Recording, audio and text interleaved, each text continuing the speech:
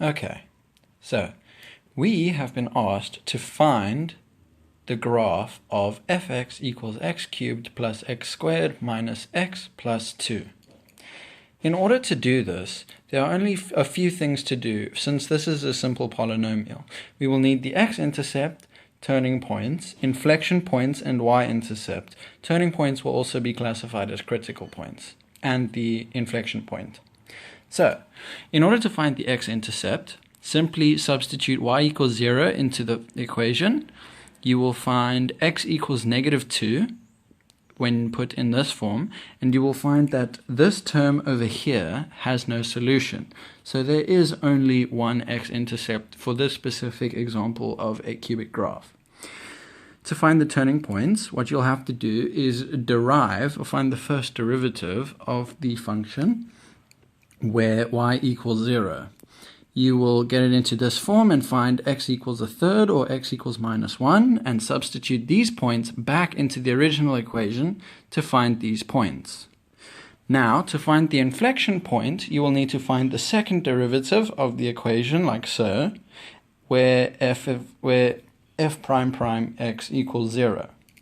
You will find x equals -1/3. Note you will only have one point since it's a cubic graph, so there is only one place where the graph changes its rate of change of gradient.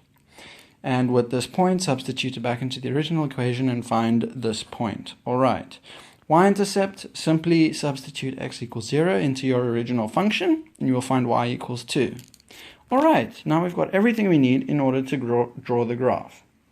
So, our y-intercept is at y equals 2.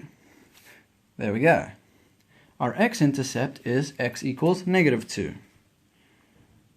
There we go.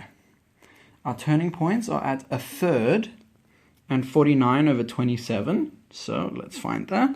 1/3 is about here. 49/27 is about 1.8. So about there. And our other turning point is at -1 and 3. So -1 and 3. Right there. All right. Our inflection point is at -1/3 and 65/27, which is just over 2. So -1/3 and just over 2. So there we go. Note that this is obviously correct since the inflection point is in between the two turning points, this being the maximum and this being the minimum. Alright, and now we have pretty much all we need in order to actually draw the graph, since we know what cubic graphs look like. So, it will go something like this.